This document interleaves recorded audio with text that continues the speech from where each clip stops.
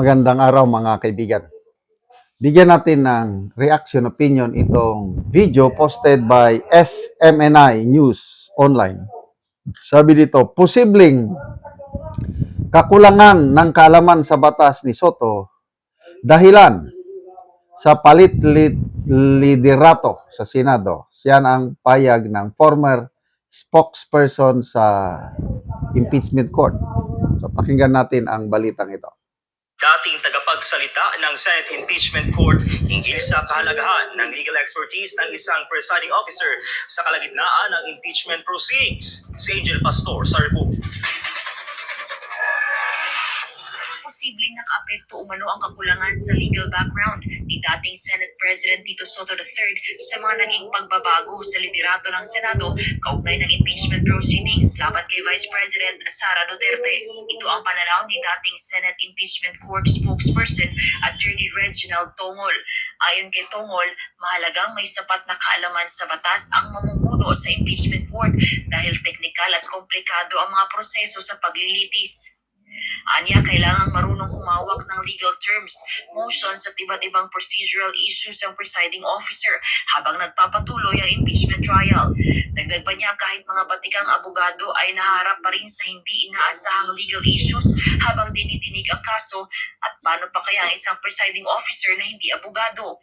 Magandang hakbang anya kung ang presiding officer ng impeachment court ay may kahit kaunting kaalaman sa batas o may pinag-aralan sa abogasya. Sinabi rin ni Tongol na mas maayos sa ngayon ang takbo ng impeachment proceedings kumpara noong nakarang taon, lalo pat wala pang malalaking aberya o legal complications na nararanasan sa kasalukuyan. Samantala sa usapin kung maaari bang makibahagi si Senator Ronald Bato de la Rosa sa impeachment trial, saad ni dating Philippine Bar Association President Attorney Rico Domingo na maaring lumahok at bumoto sa proceedings si Bato gamit ang online o virtual appearance hanggat hindi ito natatanggal bilang senador. Wow. Pero nilinaw ni Domingo na batay sa Senate rules, hindi pinapayagan ang virtual participation sa mga legislative proceedings maliban na lamang kung may national emergency at aprobado ito ng mayorya ng Senado. Nakasaad sa Senate rules na maaari lamang gumamit ng video conference o remote participation kapag may sitwasyong pumipigil sa pisikal na pagdalo ng mga senador sa session hall. Pero sa usaping ito ay kailangan pa rin aprobahan ng buong Senado kung papayagan si Bato na makilahok o bumoto sa pamamagitan ng virtual appearance sa impeachment proceedings. Itong Lunes, formal nang nag-convene bilang impeachment court ang Senado para sa paglilitis kay Vice President Sara Duterte. Lahat ng senador ay nanumpa bilang senator judges, maliban kay Senator Bato de la Rosa. Inaasahan namang susunod na tatalakayan ng impeachment court ang mga panuntunan at schedule ng paglilitis sa mga susunod na pagdinig. Para sa Diyos at Pilipinas, kung mahal, Angel Pastor. Ayan. Maalala ko si Attorney Reginald Tongol last year na impeachment trial. Ang galing niyang magpaliwanag. Bilib na bilib ako dyan na compared mo sa spokesperson ng House, Attorney Buko o Duko, something like that. Wala yun. Siyadong one-sided, bias. Yung si Attorney Tongol is wala lang siya, nagpapaliwanag lang. Dapat ganyan ang mga spokesperson. But anyway, malala ko nung hindi pa nagkudita sa Senado, Soto ang presiding officer sa impeachment court. Nako, dahil sa kakulangan niya sa kaalaman sa batas, ang plano nila mag-designate ng impeachment manager. Bakit kailan pa ng manager? Para daw i-direct. I-direct ang proceedings. At ang gusto nilang ilagay na impeachment manager ay si Kiko Pangilinan dahil siya lang ang abogado sa grupo nila. So, yung maglalagay ka ng impeachment manager, to me, it means na yung presiding officer, kulang siya talaga ng kaalaman. At yan na ang sinasabi ni Attorney Tongol na posible, isa sa mga dahilan na nagkaroon ng leadership change, hindi abogado eh. But then again, paulit-ulit kong sinasabi na to me, it's a miracle from God na nagpalit ng liderato sa Senado. At ginamit niya si Bato. Kaya ako, yung paghanga ko kay Senator Bato, na doble na triple. Kasi kung walang Bato na nagpakita, walang Bato na nagsakripisyo na nakipaghabulan sa o tumakbo sa NBI, pag hindi siya abtik, mabilis na pusasan siya, Soto pa rin ngayon ang presiding officer ng impeachment trial. Ngayon, napalitan siya, and to me, it's an answered prayer. Nandyan na. Mas marunong, mas capable na Senate President in the person of Senator Alan Peter Cayetano. Ipagdasal po natin, ako palagi kong dinarasal every morning, yung unity ng Brave 13. Lalo na sa napipintong plano nila, administrasyon na magkaroon ng charter change para i-extend ang termino ng mga kongresista at senador. Yan po ang pangako nila sa mga bumoto na kongresista sa impeachment. Huwag kayong mag-alala. Ang plano is extension of terms.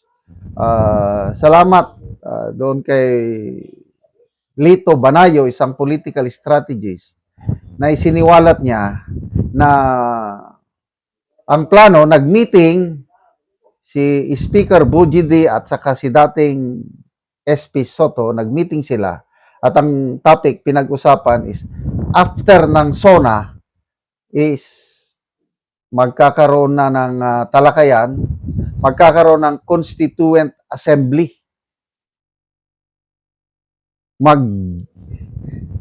Mag-convene both houses and Congress at tatalakayin nila na baguhin ang konstitusyon natin, at isa dyan is i-extend ang term na walang election sa 2028 ang plano nila, para yung takot na bumoto pabor sa impeachment ni BP Sara, mawalan sila ng pangamba kasi nga i-extend ang term. Papaano ngayon? Nagkudita, wala na si Soto, iba na, Brave 13 na. So, napornada ang kanilang mga plano. Kaya ang tawag dyan is ang gaba dili magsaba. Salamat mga kaibigan sa inyong pagsubaybay sa channel na ito. Nakakatulong kayo ng malaki sa tribong Talandig ng Bukidnon dahil ang income natin, sweldo sa channel na ito is pantulong po sa tribo. Namimigay tayo ng libreng yero at pako para makapagpatayo sila ng mas maayos na tirahan. Panoorin nyo ang video nito. Una ni ang balay sa tabangan na mo Ugero. So napulo sila ani nga puyo, ikaunsi ang mama nga nakigpuyo lang dire sa ilang balay. So muna ni ang itsura sa ilang gipuy-an nga balay sa iyang atop nga yero. So kaulanan na gyud sila.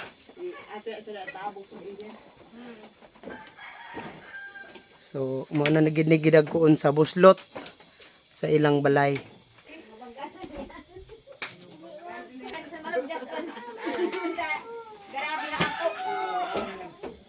So karon atong bisitahon ang iyang gipatindog nga bag-ong balay nga pag-atupan karon sa tabang siya nga yer. O karon mo na ni ang iyang gipatindog nga bag-ong balay nga pag-atupan. So mo na pod ni ang yero nga gitabang sa iya ha. Makaatop na ni siya karon.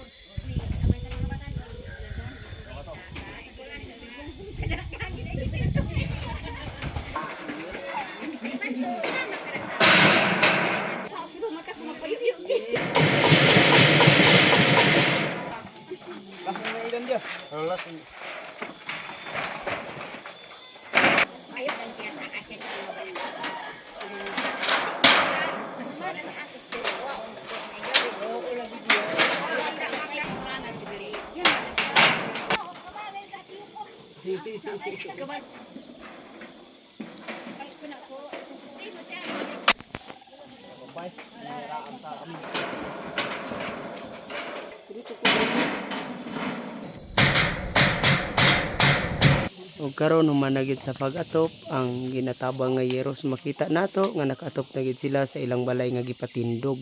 Matasun nga mat sa Ginoo nagtabang sa sun nga nagbalay na ko. Dili na ko makigpuyo sa kan. Inaanak ko'y balay. Dili na ko makigpuyo sa akong ginikanan. So pila na ka tuig nga nakigpuyo lang ka sa imong ginikanan? Sa katuig, Isa ka tuig. So pila mo nga nagsuon nga nakigpuyo lang sa imong ginikanan? napulo. Napulo mo. So isa lang kabalay inyong gipuy-an. O mat sa tabang nga kabalay na ko karon. Pang tabang di ko kabalay. Salamat sa Ginoo nga nagbalay na ko. Salamat kaayo.